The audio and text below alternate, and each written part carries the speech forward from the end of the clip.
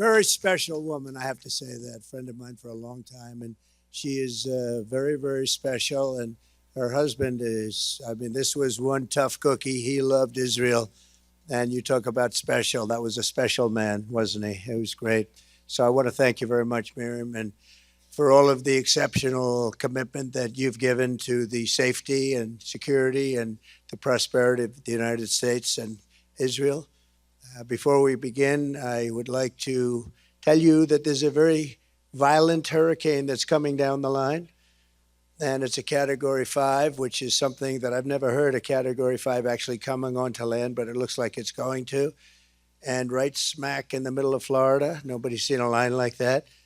And it's heading there quickly. I have to tell you that I called Miriam. I said, I was in New York, and I said, Miriam, maybe I shouldn't be flying. I think I'm the only person that flew down to Florida tonight because I didn't have a chance with her. So, I said, Miriam, maybe I should stay back and, heading into a hurricane, Miriam.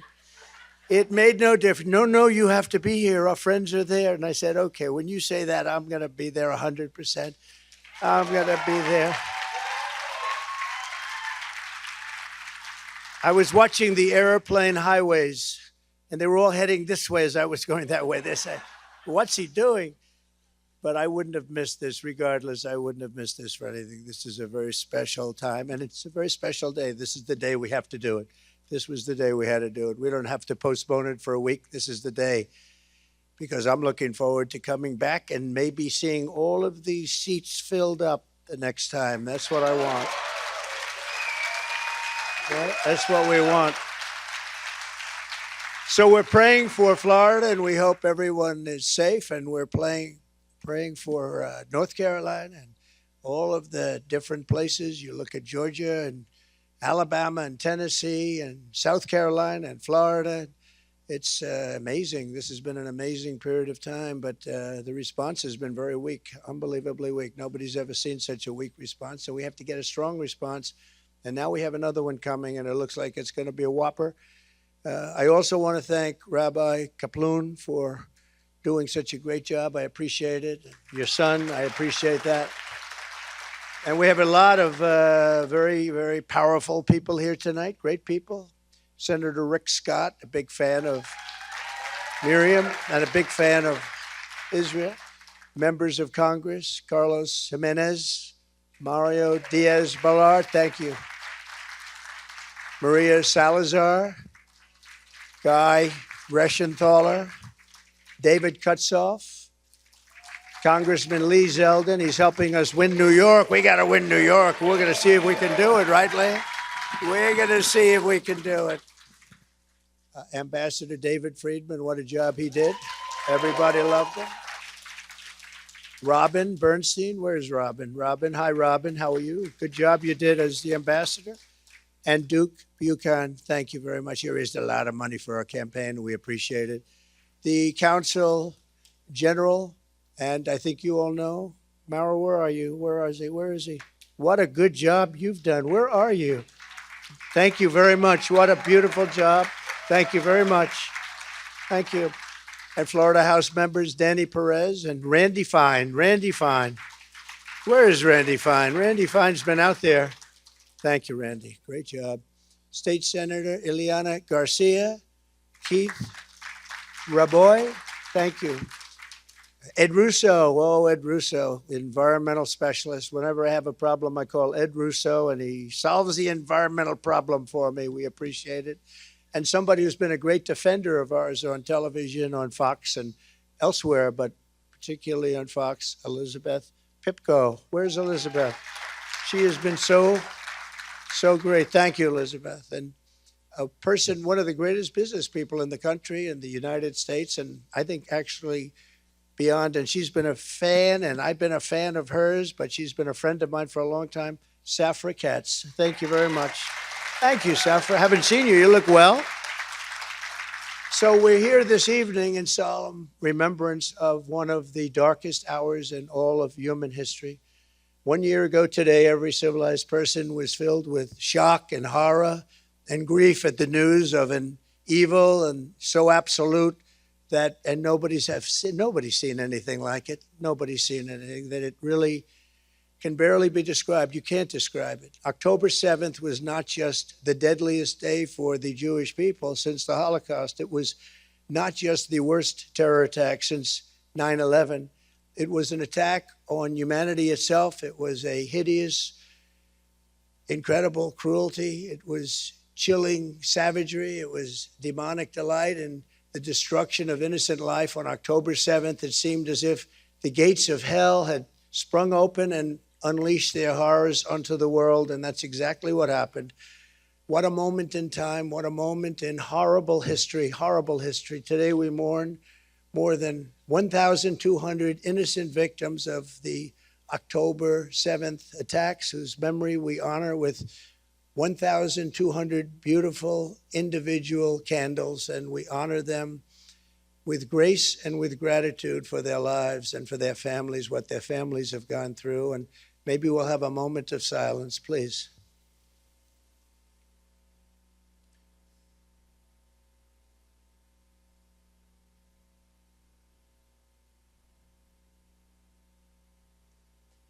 Thank you very much. To every family that lost a loved one, I know so many of them, on that terrible day, including several here tonight, we grieve with you, we stand with you, and we make you this sacred and sacred vow, very simple vow, a vow you've heard many times, and sometimes it's honored and sometimes it's not, but this will be honored. Never again. Never again. The monsters who perpetrated those murders also took over 250 hostages, men, women, and children, including 12 Americans. In so doing, they inflicted the most unthinkable torture, not only on their captives, but also on the families who were forced to live day after day in excruciating agony and pain, not knowing whether their loved ones were dead or alive. Can you think of anything worse? Tonight, we send our love to every innocent soul who remains in Hamas captivity. We just are not going to stand for it. We're not going to take it. We're not going to take it any longer. We pray that through the darkness they know that we have not forgotten them, that we have not forsaken them. We will never forsake them, and we will never abandon them. And with God's help, they will come safely home, and it will be soon. We hope it will be very soon. Very, very soon. And we hope they're safe. Nobody knows. I was talking to somebody today, and the family has no idea. They think their boy is safe. Beautiful boy, beautiful young guy, American. He went over there to enjoy and to pray. And they've never seen him again, but they think he's alive.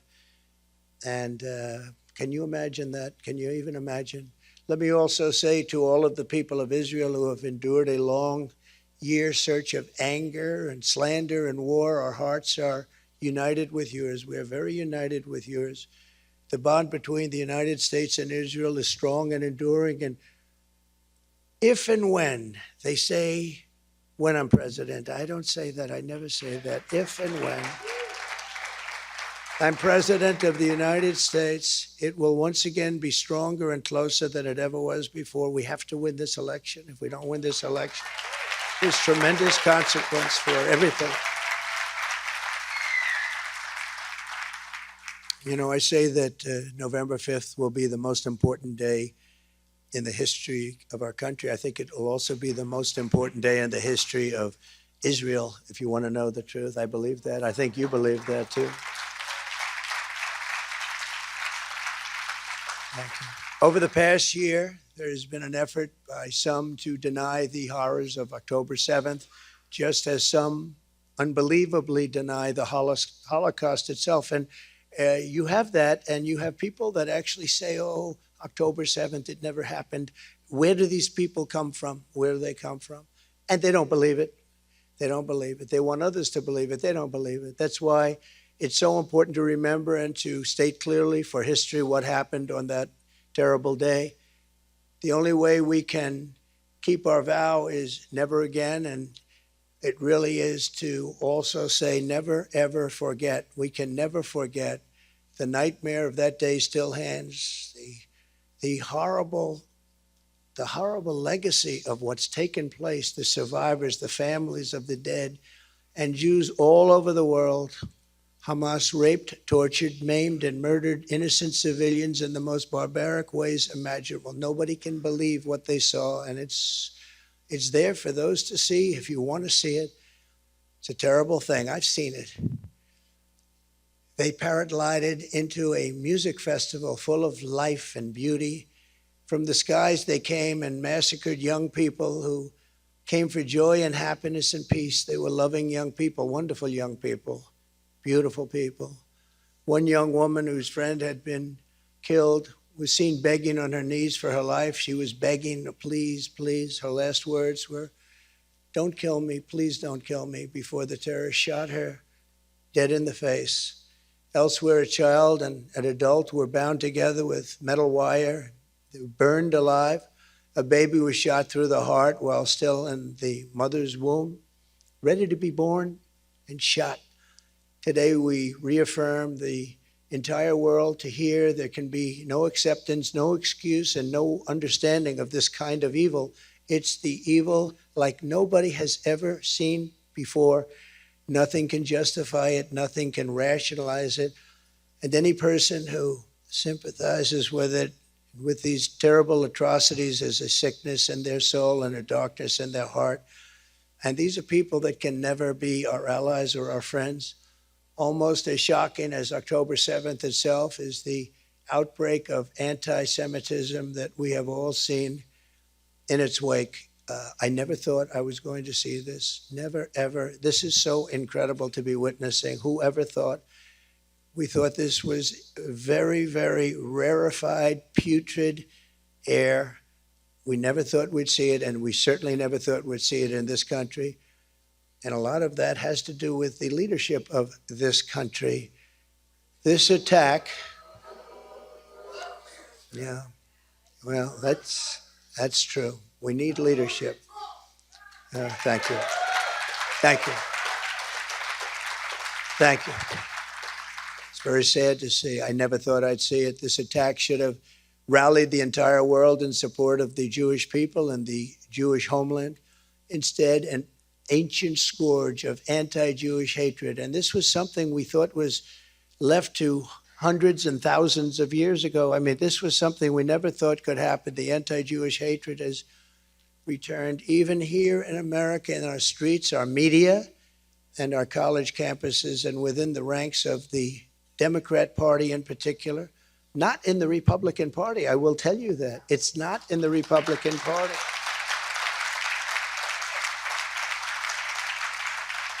And I say that the Republican Party has not been infected by this horrible disease. And hopefully it won't be. It won't be as long as I'm in charge, I can tell you that. These endless candles, photos, and empty chairs remind us why it's so important that the toxic poison of anti-Semitism be condemned, confronted, and stopped. Anti-Semitic bigotry has no place in a civilized society. It has no place in our universities, and it has no place in the United States of America. No place.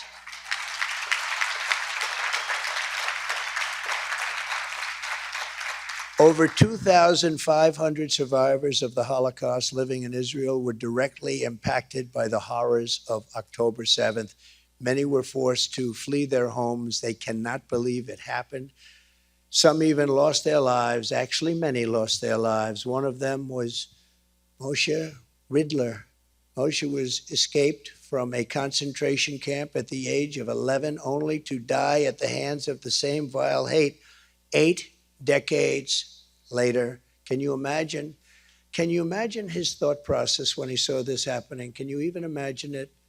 Hamas terrorists murdered Moshe at 91 years old for the same reason the Nazis put him in a camp, simply because he was a Jew.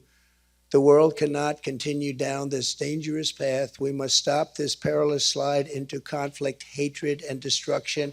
And we must really, honestly stop it now. It cannot go on because it's going to only get worse if it does.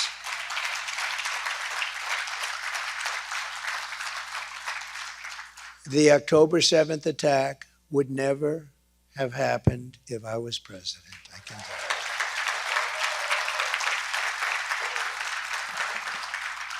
The past few years have proven that weakness only begets violence and war. And you see that it's weakness, but it's also, there's a lot of hatred going around also, not just weakness, it's hatred. There's a lot of hatred on a certain side.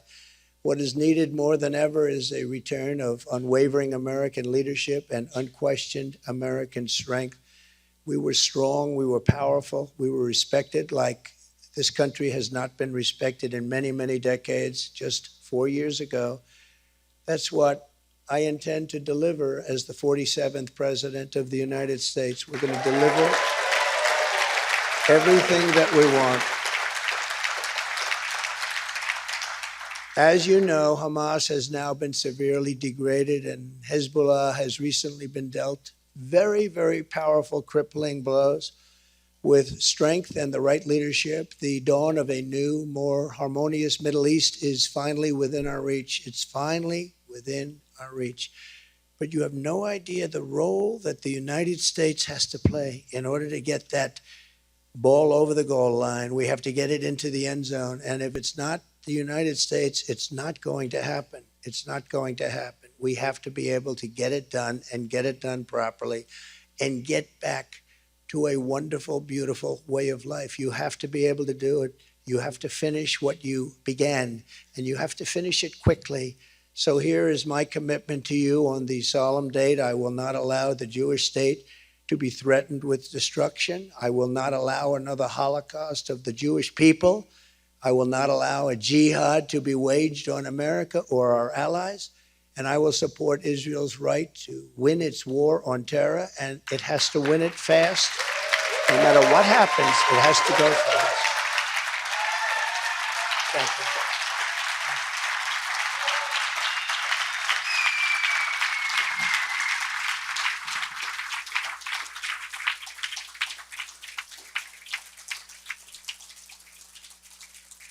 And I want to, while we're at this point, I want to thank Mr. Steve Witkoff, a great entrepreneur in New York and Florida and elsewhere, I think everywhere, frankly. But he's made a major contribution, so I just want you to know that. I think it's appropriate to bring that up. What do you think? And Steve is the only one that doesn't really care if I do, but he's been very generous. Thank you very much, Steve. I appreciate it. With his wonderful, beautiful boy. Here at home, I will defend our American Jewish population. I will protect your communities, your schools, your places of worship, and your values. We will remove the jihadist sympathizers and Jew haters. We're going to remove the Jew haters who do nothing to help our country. They only want to destroy our country. And we will never let the horrors of October 7th be repeated here on American soil. We will not let that happen, and we will solve the problem that we have. If you look at what happened just 2 days ago in New York City, I couldn't believe it. I said, it's starting all over again. The level of violence was as bad as it was last summer. If we can achieve all of that, we can really make sure that those who perished on October 7th will not have died in vain. They cannot have died in vain. You cannot let that happen. With God's help, their sacrifice will have given way to a safer Jewish homeland, a stronger state of Israel, a more secure America, and at long last, we will have achieved the dream of some generations. We are going to make this, we are going to turn this, and you can never say a total positive because all of those people that have died, but we're going to turn this into something where they can be proud of what's happened. They can say, we sacrificed our lives for something very special. There has to be unity. There has to be peace. There has to be strength. We need so many qualities. We need every single quality. We're going to bring it all together, and we will have peace in the Middle East. We will have strength and resilience, and we will have a very powerful and strong Israel, and I will be with you all the way. Thank you very much. God bless you, and God bless the people of Israel. God bless America. Thank you very much.